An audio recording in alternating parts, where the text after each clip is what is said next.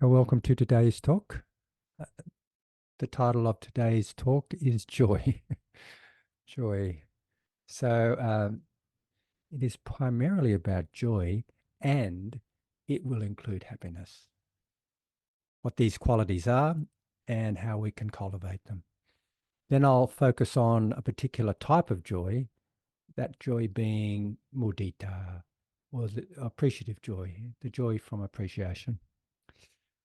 So, according to Paul Ekman, a renowned expert on emotions, joy is a variant of the emotion of happiness. And there are possibly hundreds of words in the English language that can describe happiness. Some of these include joy, bliss, bubbly, buoyant, contentment, delight, gladness, ecstasy, glee, euphoria, happiness. Well, of course, happiness is a word for happiness. Relief, rapture, uplifted, wonderful, and zeal. There's millions, well, not millions, but lots of other words that we could use as well. So positive psychologists see happiness in three ways. First type of happiness they talk about is the simple feelings of enjoyment and pleasure. And sometimes this is called hedonic happiness or hedonic pleasure, sorry. And it's the pleasure from the senses often. And it's mostly about the happiness that we seem to get from the world. This happiness, this first type of happiness, is almost 100% reliant on something we get. I think it's quite natural and normal to enjoy this sort of happiness. I enjoy food. I enjoy material things and so on. That is hedonic happiness, and it's the first type of happiness. The second type of happiness they talk about is the uplifted feelings that are related to getting completely engaged in something. Like, for example, doing a project, reading a great book, seeing a good movie, surfing, playing sport, music, and also kind of just getting engaged in something, getting involved in something. This type of happiness is different than the first type because it involves some input from ourselves. It involves some energy, some effort. So it's not just what we get, but it's sort of about a little bit about what we get from the world, but also about what we contribute to this process. The next sense of happiness, the third type of happiness they talk about, is a sense of well-being and peace that we get from doing something that is really important for us, something that is meaningful. And this could include being kind to a friend. It could include giving donations, for example. Even though we may lose our wealth, we feel a certain sort of happiness at giving to those in need. I mean, this is a natural type of happiness. We're gaining something, we're losing something like something material, but we're gaining something far greater, which is renunciation as well as the delight and joy of giving. And living a good life, a virtuous life, just being virtuous and ethical, just living that life is another type of happiness. And for most people, loving and being loved are probably the most important and meaningful things in life. So this is yet another type of happiness. The thing about this type of happiness, it's not about what we get from the world, not about what we can accrue and appropriate, but it's about what we give and what we give to the greater good of the planet and all the beings on it, as well as whatever there is in the universe, I suspect. And it's a higher happiness. It's a much greater happiness. It's a much more enduring happiness.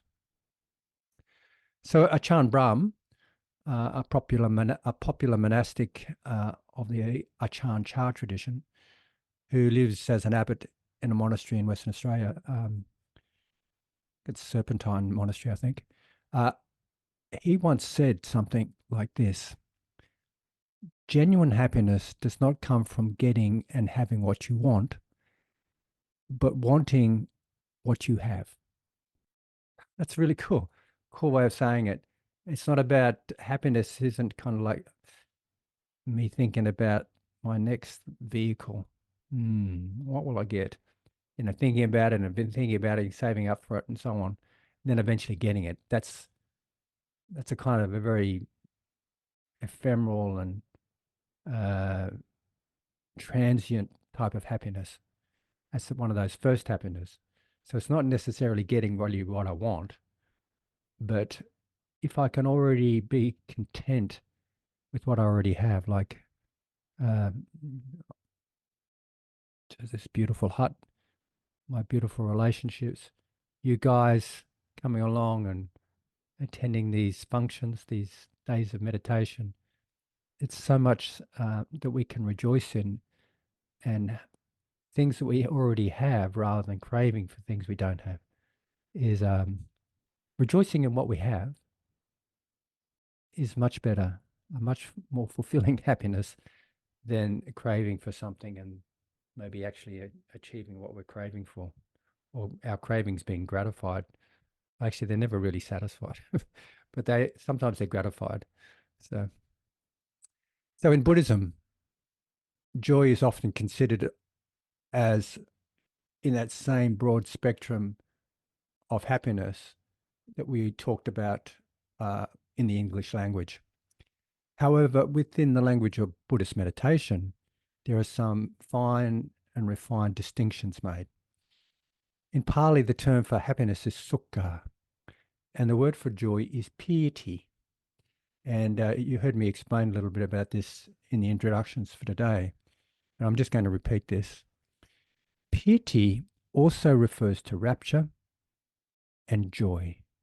Um, it is this bubbly, buoyant, joyous, energetic quality felt in the heart, body, mind.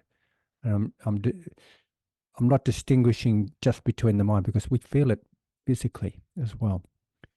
So, and it can range from subtle pleasantness of something to waves of bliss and ecstasy. There's this wide variation.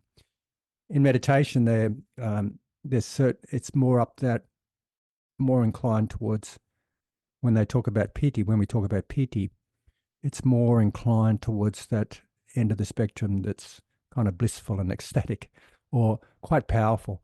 Although you can get very subtle forms of piety.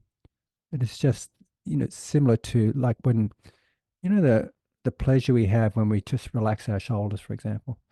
Take a breath in and relax our shoulders, and there's a slight pleasantness about that. That's even useful. Sukha is more refined and less energetic than piety. It's inclining towards contentment, and it's less sort of, sometimes in meditation, piety can be a bit overwhelming. Like sometimes people get dramatic pieties, like their body's shaking and all sorts of things are happening. On that spectrum, happiness is much more refined. It's less energetic. It's less kind of overwhelming. And it's for me, it's like this buoyancy in my heart. It's a kind of lightness in my heart. Um, it's just a beautiful quality of everything's okayness, if that makes sense. Um, and earlier I described it as a factor, not a fact, as a factor of jhana as well, but I also described it as features of the jhanas. And I'll go into that a little bit more a little bit later. So, how do we cultivate and experience joy? There are many ways to cultivate a joy. Some ways are by reflecting, which is moving and uplifting, reflecting on something that has been moving our heart, something that remembering something that um, deeply moves one's heart is one source of great joy. Uh, and bringing to mind acts of generosity performed by oneself or another. And in fact, doing these acts of generosity or doing activities that are helpful and contribute to the world are sources of joy. Um, Reflecting on the Eightfold Path and peace, the peace of awakening, the freedom of awakening, the security of awakening can also give rise to joy, just reflecting on it. And also thinking about what one is grateful for is yet another way we have joy arise in our heart. There's lots of different ways. And on the retreat, we just, some of us were just on just last week. Just last week, just 7 days ago, we began the retreat, or 8 days ago. No, 7 days ago, we're on. 8 days ago, we began the retreat, and we're on the retreat this time last week. We mentioned the hindrances and the joy of being free from the hindrances. And so I'm going to repeat that for the people who weren't there. The hindrances are, of course, the 5 hindrances are these: obsessive sensual craving, usually described as desire, but I think desire is kind of best reserved for something else. I think craving is a better way of describing it. Obsessive craving, sensual craving, meaning we want something of the senses, something that will bring us pleasure. We're craving for pleasure of the senses and the sights, with the sights, sounds, smells, touches, tastes, and mind. We're craving for something. This is considered as a bind. I'm sure you've all experienced it.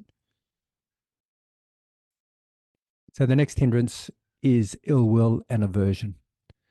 Ill will and aversion, or sometimes it's called anger. But I would, I tend to think that anger is more a manifestation or the way aversion often manifests. With aversion, it can include, avoidance, denial, condemnation, a kind of a rejection of the unpleasant, basically. Whatever arises that is unpleasant, we just kind of push it away. It's this pushing away, and it can range from subtle annoyance right through to vehement rage. This is a horrible hindrance. The next hindrance is usually called sloth and torpor, but it's really kind of this mental thickness and dullness. It's like, you can't get through things. It's just, ugh. Your mind's blobby. It usually often manifests as sleepiness. Sometimes it's quite pleasant, but it's this, it's a kind of it's a thickness and dullness, even when we've had enough sleep. It's not just necessarily the result of being sleep deprived. I think many of us are sleepy on retreats when we first begin a retreat. And I guess that's a little bit of sloth and torpor, but a lot of it is, I think it's just overcoming sleep deprivation, because we live such busy lives that when we get on retreat, we don't have to do anything. It's an opportunity to catch up. So and that's anyway, it's a hindrance because you can't see things clearly. Um, the next hindrance is called restlessness and worry, or restlessness and agitation. Uh, the worry one is more about, in the Buddhist sense, the worry bit is more about regret and remorse, like being overcome with this regret and remorse. So, technically, I reckon it should be called rumination. Worry and rumination, restlessness and rumination, R and R. Not really, but restlessness and rumination. And restlessness is this disquiet. It's like this physically restless, like you can't sit still, and mentally restless in that your mind doesn't settle. It's kind of all over the place. You're going here and there, and often it manifests as thinking a lot, like plans about this and regrets about that, and all sorts of things. Um, in general, it's this. In Buddhism, they in the language about the language in the discussions about this particular hindrance, it's often talked about as regret and remorse. It's a horrible hindrance. I don't know. I've had regrets about some things, and when I try to sit and meditate, all I have is this really unpleasant physical sense, but also this heavy sense of why did I do that? Oh God. And then just kind of getting stuck in it. The last hindrance is paralyzing doubt. And paralyzing doubt is this chronic procrastination and uncertainty. Usually it's in terms of meditation, it's talked about as doubt in the teacher, doubt in the teachings, and doubt in oneself as a hindrance to meditation. And in life, we can also see this not only in meditation, but in our daily lives, we can see it as this chronic uncertainty about what to do. What will I do with my life? And did I say, I haven't said this, it's usually compared to a person at the fork of a road who's not sure which direction they'll take. So they just don't go anywhere. They're kind of paralyzed at that fork of the road, not going anywhere. Pretty horrible. And it manifests in life where there's this kind of a deep doubt about our own capacities, for example. This is when it's about ourselves, our own capacities. So we don't go forth and do anything. And in meditation, when doubt happens, you'd kind of pack up. There's something called rolling up the mat. You might just roll up the mat and hightail it out of there. I think, what's the use of this meditation retreat?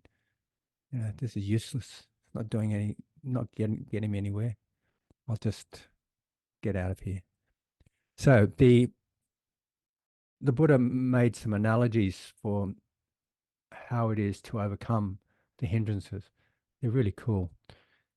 So overcoming, or at least finding some respite and space from sensual craving, was compared to being debt free. I don't know if anybody's had debt. I've had debt. I'm debt free right now. It feels pretty good. It's like when we get caught up in the sensual craving, it's like we're buying into something, really. We're actually paying for it. And we're paying for it with something we don't have. So it's quite like having a debt. Overcoming ill will is like overcoming a horrible health affliction. It's pretty cool. I mean, ill will, anger, rage. I don't know if you've ever seen anybody really angry or felt that within yourself that it's like they're really afflicted, or we become afflicted. It's like this horrible feeling. The overcoming sloth and torpor, or that mental thickness and dullness, is like being released from prison. And overcoming restlessness and worry, it's like being released from slavery. I think I mentioned this the other day. I think in the time of the Buddha, there was a significant amount of slavery. It would have been a bit more overt. These days, I think it's more covert. You know, people are bound by slavery. Either way, it's pretty horrible to be bound in slavery. So being free from this restlessness and regret and remorse is like being free from slavery. The joy of freedom from slavery. I'm talking about joy here. I'm continuing to talk about joy. These are subtle joys that really have a powerful effect. And overcoming or having some respite from or uprooting, or even just having some um, space from paralyzing doubt. And this is a really interesting one. It's being compared to arriving safe at a destination after a dangerous and arduous journey. Strange analogy, but it's really quite meaningful. You can imagine it, walking along in difficult territory. I guess that's what the Buddha was talking about. When you're in doubt about something, it's like you're walking in dangerous territory, you know. So joy also results as the result of, um, joy also arises as a result of concentration, meditative concentration, and it is filled with spiritual pleasure. And in a description about joy from a Buddhist perspective, I think it's very important that we get clear on what spiritual pleasure is. In the Satipatthana Sutta and in the Satipatthana practice, that's the establishments of mindfulness practice. There are four foundations. There are foundations on body, or four establishments, four groups of practices actually. And that's body, feelings, heart, mind, or consciousness, or mind, and phenomena.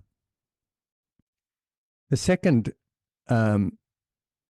foundational, second establishment is on feelings. Feelings are the hedonic qualities or the hedonic tones of pleasantness, unpleasantness, or neither. Now, these feelings, they have their own establishment. The Buddha said, feelings are really important to get to know and be aware of. When we're aware of feelings, it can help prevent feeding into craving. There's sometimes dependent arising is described as 12 links in a cycle. That one condition leads to another, leads to another. One condition arises and that conditions another link, conditions another condition. So in that cycle, when we have contact as one link, it conditions feelings. Contact means, the a sense object and a sense perception, a sense perceiver and a sense object come together. The coming together is called contact. So if I have an ear, there's sounds. The coming together of the sounds with my ear arises hearing consciousness. So when there is contact, there is feelings associated with it. It's either pleasant, unpleasant, or in the middle, neither. And I think I mentioned this the other day. It's like this spectrum of feelings, or Vedana it is in Pali, is like on a spectrum. At one end of the spectrum, you have absolute displeasure, really, really painfully unpleasant. And then you move along the spectrum, you get to a point where there's, it's got to sort of gets less and less and less and less unpleasant. It's kind of in the middle. And then it slowly gets more and more and more and more and more pleasant. So this in the middle bit is neither pleasant or unpleasant. So we have pleasant, unpleasant, or neither. And when we're practicing mindfulness of feelings, if we can be aware of feelings as feelings, they won't necessarily lead on to the next link in this cycle of dependent arising, which is craving. When we have pleasant feelings, we like to reach out and grasp after whatever is pleasant. That initiates that craving. When we have unpleasant feelings, we want to push it away. So anyway, it initiates or conditions craving to push away, aversion. And if we have neither pleasant or unpleasant feelings, we're sort of ambivalent. We don't know whether we're coming or going. We can go backwards and forwards between craving, or actually what happens is we sort of become oblivious to what's going on. So when we can become aware of craving, when we can become aware of feelings as feelings, it short circuits that tendency to go round and round, uh, originating with craving, round and round in cycles of suffering. So when we practice this practice of mindfulness of feelings, what we're doing is we're discerning whether something is pleasant, unpleasant, or neither. And another discernment that the Buddha talked about is to discern whether a feeling is worldly or unworldly. What does this mean? Well, you can't classify feelings as wholesome or unwholesome. You know how I've talked about wholesome and unwholesome in previous talks. You can't really classify feelings as wholesome or unwholesome because, they're not doing anything. It's like there's nothing, feelings just are there. There's no kind of creative aspect to feelings. It's like we can't cultivate a particular feeling. It's like we can't cultivate a particular consciousness. Consciousness just arises as a result of a sense perceptor and a sense object coming together. So consciousness is like a mirror. It just reflects what's happening. It doesn't do any kind of activity to change its consciousness. What changes consciousness is our intentions, our mental formations, and our perceptions. This is what changes that. And the same can be said for feelings. We have feelings arise regardless of whether enlightened or not. It's not due to intentions. A piece of chocolate will taste just as nice to someone who's enlightened as it is to someone who is unenlightened. However, with the enlightened person, that pleasant feeling won't lead on to craving. And with the unenlightened one, it might. So the feeling is still there. However, there is something to do with our feelings and whether they're reflecting being on the path or not.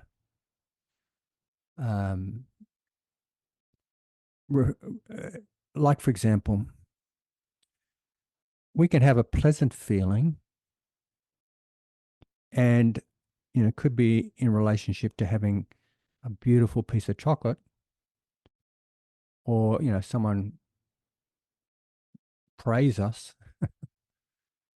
someone praise that we're a fantastic psychologist or a fantastic whatever we are.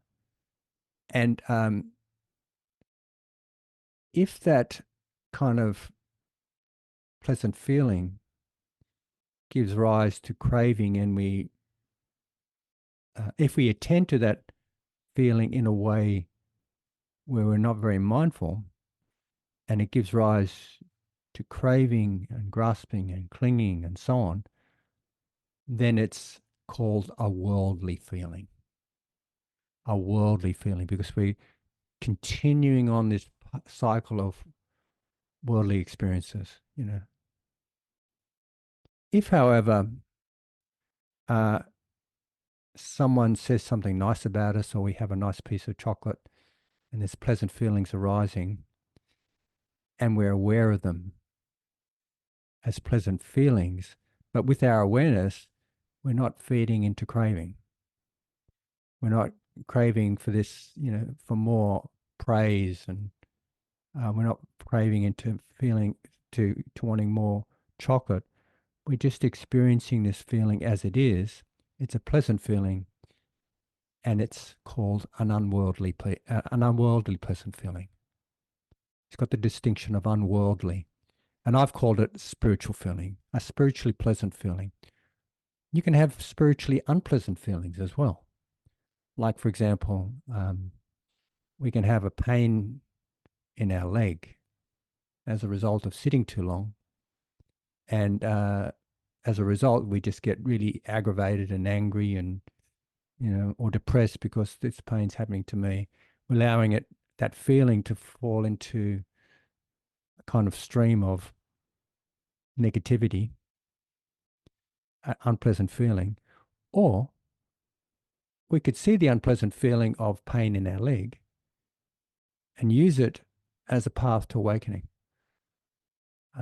As I've mentioned, sometimes one of my teachers, Sayadaw Ujjanaka, who's a Sayadaw from Burma or Myanmar, I used to go for interviews with him, and sometimes that felt like he was. I'm sure he was listening to me. Sometimes he'd close his eyes, and I think, oh, I hope he's not sleeping. He wasn't sleeping. He was very aware. But I would say, oh, Sayadaw, I've had some pain. Oh, very good. Pain is the key to the door of Nibbana.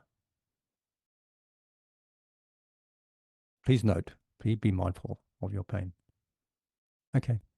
So in that respect, painful feelings would have been, well, if I was practicing correctly, unworldly, unpleasant feelings. So coming back to joy, joy is filled with spiritual pleasure. It's not the sort of pleasure, this meditative joy and the joy we're talking about on this Dharma talk. Joy is filled with spiritual pleasure. And the Buddha said, don't be afraid of pleasure. What he meant was, don't be afraid of spiritual pleasure, because we can use it to enhance our practice. He did say, be very cautious of worldly pleasure. Be very cautious, because it leads to, it can easily lead to craving, grasping, clinging, and a whole mass of suffering that follows it. So spiritual pleasure is the pleasure that arises from being on the path. And it's different from worldly pleasures that lead to craving.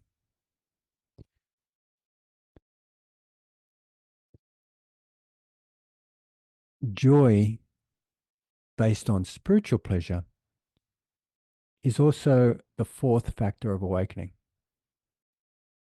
And the awakening factors are often considered in sequence. And I'll just tell you the sequence because I think it's wonderful to contemplate them and also wonderful to practice them. The sequence are mindfulness. The sequence is, this is how they're outlaid, but they don't always have to go in this sequence, by the way. On a retreat with Anali, we did a different sequence and it still worked. But the sequence is often as mindfulness first, which conditions the arising of investigation of dhammas or investigation or curiosity or interest, which conditions then energy for the practice, kind of an enthusiasm and a energized motivation, which conditions joy or piety in this sense. Really, it's piety, which conditions tranquility, which conditions concentration or samadhi, which then conditions equipoise. And I say equipoise, sometimes it's often called equanimity, but in this case, we call it equipoise. And this is coming from what I've read in Anala's writings. Equanimity is often a result of serenity meditation or insight meditation, these different varieties of different aspects of meditation. When we talk about equanimity as a result of serenity meditation, if you remember when I was talking about it in the introduction to today and also during the meditation, it's not shaken around by pleasure or displeasure. It's not shaken by anything. it's so refined that it doesn't have joy. It's, joy is a bit more grosser, a bit too gross to have in that deep peace and stability of equanimity. So when we're thinking about equanimity as the culmination of the seven factors of awakening, well, it's probably better to consider it as equipoise, a position of balance, because it's got joy in it, if that makes sense. And that's just a bit of a sidetrack commentary. So joy as a factor of awakening is considered essential to wake up. It's a factor of waking up, which is the whole purpose of the Buddhist practice. We wake up. That's the idea. The term Buddha means one who is awake. And if you want to put a ism on the end of it, Buddhism is really awakenism. The term Bud means to wake, or to understand, or to know. Actually, it's to wake, to be awake, sorry. So what I've noticed with joy, it's very, very important to have it on the practice. It actually helps us cope with that which is difficult to bear when we begin to have insight into dukkha. And it also provides a sense of reinforcement for the progress we're making.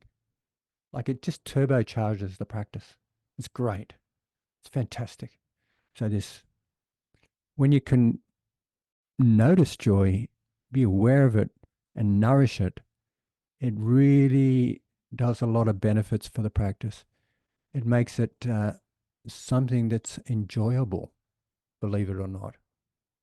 So, and also both joy and happiness arise from meditative concentration. I've mentioned that a couple of times, and they are both two factors of jhanas, on the jhanas. And I mentioned earlier that the jhanas are these highly refined states of all the states of consciousness, actually highly refined. All the states of consciousness refined in the sense that they are very concentrated. There's very refined states of concentration. And there are 5 factors of jhanas, and I think I've mentioned them earlier, and I'll just repeat them now. The first factor of jhana it's called vitika, which means a number of things. Vitika actually means thinking, but in this case, it means kind of initial application, initial directing of attention to something. Say the sensations at our nose tip when we're breathing. It's the bringing of the mind to there and putting it there. The next factor is called sustained application, which is vichara in Pali. And it's that vichara is keeping it there, keeping it. Initial application, sustained application. It's sort of staying there, staying there, staying there, staying there. The next factor is called joy. What happens when we are able to stay, say, at the nose tip, or stay at whatever our object of meditation is? There's a point where piety arises. It's just a function of this. It's just the function of this kind of concentration results in piety. And that's another factor, piety as joy, this kind of pleasant, bubbly energy that rises up. And the next factor is sukha, or happiness, which I've talked about before, and I've just talked about, I talked about this morning, and also talked about just earlier. There's a difference between piety as this more energy, as an energetic quality, and sukha. Sukha is much more refined. And the last factor is ekagata, which is sometimes translated as this one-pointedness of mind, like a laser-like energy or laser-like focus. And another way of describing it is unification of mind. And I prefer that latter explanation and description, because it gives that sense of one's mental energies being more composed, more steady and composed and unified, not this kind of exclusive, not this exclusivity, but it brings in a number of things. It's not like rejecting one object over another, but it is prioritizing one object, and it brings in this collective composed focus in one direction. So, and having appreciation and gratitude for life is yet another way of cultivating joy. And I've just been talking about how we can cultivate joy through concentration, and it naturally arises. Yet another way we can cultivate joy, which I've mentioned earlier as well, is just having appreciation and gratitude. Tuning into joy, being able to recognize it in our heart and nourish it. And this brings us to consider now mudita. Mudita is sometimes called sympathetic joy, sometimes called altruistic joy, sometimes called empathetic joy. And when I've read about it in traditional texts, it seems to be confined to the joy with another joys, with another person's successes, virtues, and joys. It's like having empathy with their joy, like celebrating in their successes, celebrating in their good deeds, celebrating in their joy, and celebrating in their virtues. And in this respect, it's called empathizing with them as well. So you perceive their joys, you empathize with them, and you have a sympathy for that. You have an empathy for that. You have a joy arising in your own heart in response to their joys. And it's the wish for that joy to continue. This is how it's been traditionally explained, as far as I can see in the text, both in Mahayana Buddhism and Theravada Buddhism, actually. However, if you think of how, how the difference between self and other is really just a concept. Like this whole dualistic approach to life is really like mentally constructed. I mentioned earlier non-dualism, and I mentioned earlier that I couldn't remember the name for the way early Buddhism talks about it, because they don't use that term, non-dualism. But they do use a term called atamayata. I remembered it now. I remembered it was when I was going to have a cup of tea. Atamayata, it means non-concocting. What we do is we create a difference between self and other through our conceptualizing. So when in Theravada Buddhism, they talk about the insight of non-concoctability, it's actually a recognition of non-duality. So when you consider that, me in here and yous out there, this kind of dualism, well, when you consider that in terms of appreciative joy or empathetic joy, well, it's just joy. There's no owner of the joy. It's just joy. So if you can have some appreciation about your own good qualities, your own successes, your own virtues, your own good deeds, and tune into that and appreciate that, then you can have joy from your own deeds. It's not necessarily empathetic anymore, It's just joy. It's just the joy of appreciation. That's why I like that term, appreciative joy. Um, and another way it's been described as mudita, another way mudita has been described by Thich Nhat Hanh, for example, is the joy that is filled with peace and contentment. So cool. And I, I know that some people think differently, and it's not quite the same, but I also think gratitude is a variation of appreciative joy. If you think about it, when we're grateful, what we're doing is we're deeply appreciating something. We're deeply, deeply thankful for something. It's a slight difference from what we're talking about with um, appreciative joy in general. But when you think about it and when you experience it, it is this deep appreciation. So gratitude. I like to think of gratitude as as a variant of mudita, and it is of course this deep, heartfelt thankfulness and appreciation for good fortune, uh, what someone's done or what you've done to someone for someone, um, and we can be grateful for very basic things. Uh, Gratitude for every meal we have, for example, because with that meal, it just doesn't arrive on our plate.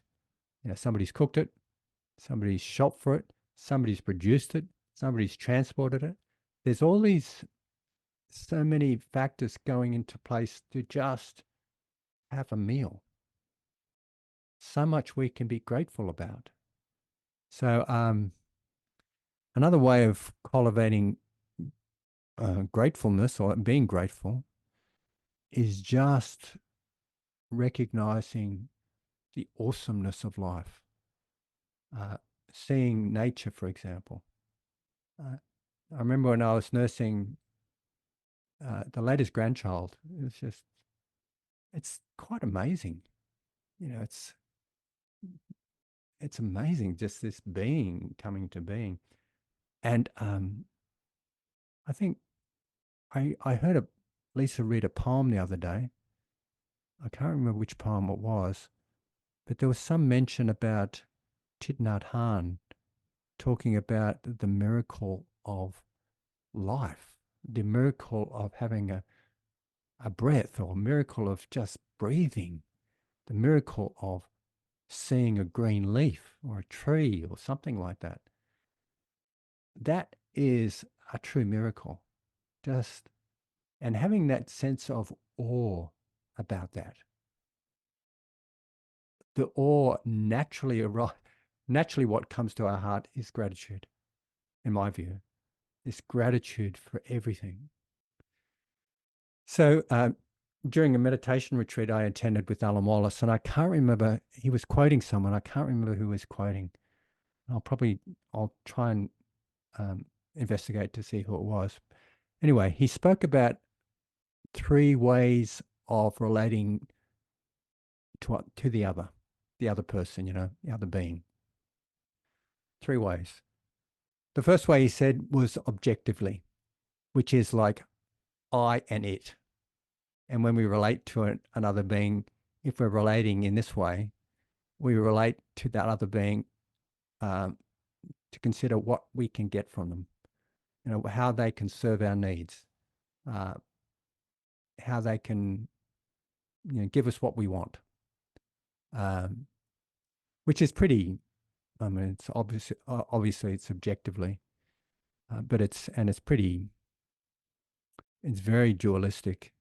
It's more than dualistic. It's just outright kind of me and it. It's sort of separate. It's separate from feeling connected in any way. It's this isolation and separateness, and yeah, I could go on about that, but that's the first way of relating. The second kind of relating that beings do is a kind of dualism, which is like me and you. And here we realize that there's another human being or other being out there, another sentient being out there. Uh, and it's that other being is just like me, insofar as we have hopes and dreams, fears, frustrations, disappointments, and a whole range of experiences that arise in being a living sentient being, like such as a human, on this planet Earth. Um, and when we can see they are just like me, what happens is we arrive at a sense of empathy or a sense of connection. So this is a second way of relating to another being, uh, respecting that sense of life that's within them, rather than seeing them as an object that serves you. And the third way of relating, a third way of relating is a kind of non-dualism.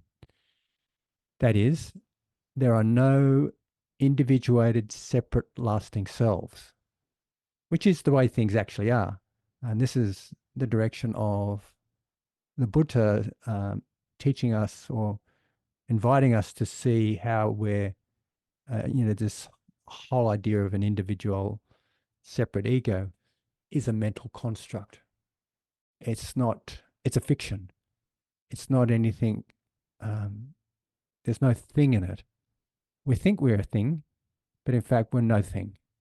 We're, and it's not a nothing, it's just a no thingness, if that makes sense. And, I can't avoid to say that what we are is, in fact, as Lee Brasington describes in his book, the title of his book, of a book he's written, streams of dependently arising processes interacting. This interplay between life. And we're more like waves in an infinitely boundless ocean. The waves arise and pass away. And I think some of you have even listened to a wave meditation that I've given, that I borrowed from Stephen Snyder. He has a beautiful meditation called wave meditation, where you see yourself like a wave, but it just arises and passes away. And we fall, all these waves just come back into the ocean. And it's like we're just a collection of particles or water drops in this ocean, and we just kind of arise out of a bunch of water drops within a current or a wave, and then we just merge back into it. This is a way we could explain something to do with dependent arising. I'm not sure if scholars would agree with me there, but still, it's this kind of fluid interdependence. And I'm sure the scholars could, say, well, dependent arising isn't the same as interdependence. But, for our conversation right now, I think it's quite useful to consider it like that. So coming back to these three ways of relating, the first way is objectively is definitely a me and an it. The second way is more like a me and a you. And the third way is a we, you know, a we, a kind of a connectedness, a sense that of non-separateness, a sense of non-duality. So, mudita, when we practice mudita, what we're doing, or practicing appreciative joy, like the other heart qualities, we're definitely not practicing in a way that is of that first type of relating to one another. But we are practicing in that second dualistic way, as well as the third non-dual way. And there's often meditations that reflect this. You can, when you do, say, any one of the Viharas, you can get this sense of all beings out there, or you get a particular being, radiating loving kindness to that being, or compassion or appreciative joy, and so on. And it's this, it's kind of like connecting with the other being out there. And then also we have this boundless approach to practicing the four viharas, the four divine abodes, including mudita, which is this non-duality. It's like breaking through those concocted boundaries that we have, those mentally constructed differences and between you and me, and abiding in this boundless space, abiding in the ocean of love, abiding in the ocean of mudita, or appreciative joy, or even gratitude. So I think there's a lot more I can say and a lot more I've written, but I'm just aware of the time, and I don't want to go over too long. I'll just say that I'll just finish it off with this. I'll finish off with two statements, actually. The first statement will be the first thing I'd like to say is how that mudita has near and far enemies. A near enemy of this quality is like its distortion, a distorted aspect of itself. And a far enemy is like the distinct opposite. So with mudita, the far enemies are, or the opposites include competitiveness, envy, jealousy, cynicism, despair, boredom, discontent, and a mentality of scarcity. Like, not enough. Not enoughness here. We're not good enough. We're not, or I don't have enough. So we get up this sense of wanting, discontent. The near enemies of mudita include frivolous cheerfulness, superficial overenthusiasm, reckless celebration, and nauseating positivism. It's like this, you're seeing the specialness of, you're being over positive in a situation that may not call for that positivism. It may call for something else.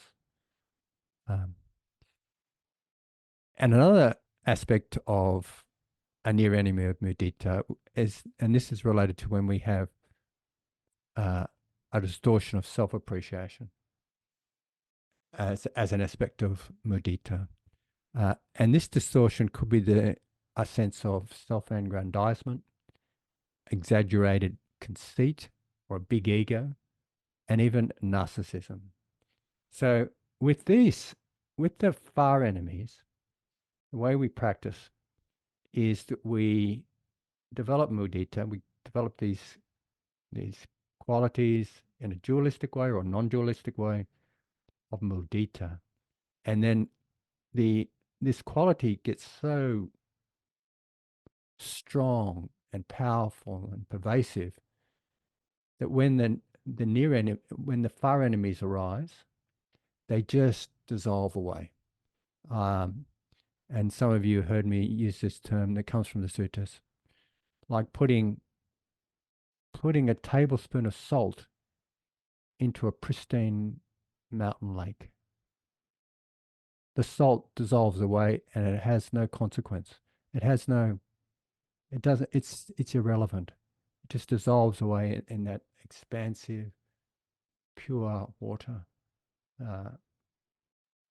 So that's one way of dealing with the far enemies. The ways we deal with the near enemies are something different. What we do there, technically, when we're dealing with a near enemy of a divine abode, what we do is we incorporate and practice one of the other heart qualities. And for appreciative joy, when there's a near enemy of appreciative joy, what we recruit or what we use is metta, loving kindness. We also use equanimity as a general balancing.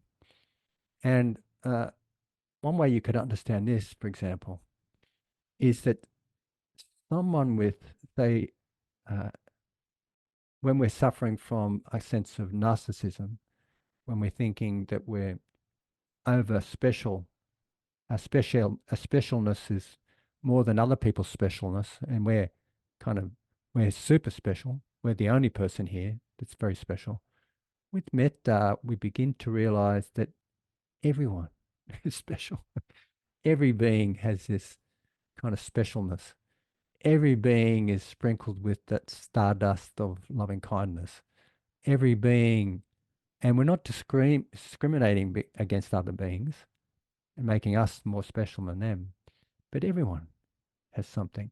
And in this way, it kind of slowly and gradually dissolves away that sense of uh, sense of we're something special and more important than others. Another way you can consider this with equanimity is, for example, say someone was at a funeral and they were frivolously cheerful at a funeral. It's probably not the right sort of place to be cheerful. In that case, it'd be more relevant to have a sense of compassion, I think. So with equanimity, what we realize is that we realize the bigger picture. We realize rather than being kind of caught up in a distorted aspect of mudita, for example, we realize that everyone is on their own path, that there are cause-effect relationships, and we see and understand the nature of things rather than being deceived and by kind of superficial, nauseating positivism. So there's just some ways we can deal with the near enemies. So I'd just like to finish the talk with reference to how Analio described used the sun and the moon as a way of describing the four hard qualities. And some of you know this very well. One of you has even got a T-shirt with it on. So, but Analio described metta to be like the sun shining at midday in a temperate climate, not in a hot climate, but in a temperate climate where the sun is warm and it shines on everything in a non-discriminating way, just touches everything with its warmth. That's metta. Compassion, he compared to the beauty of a sunset.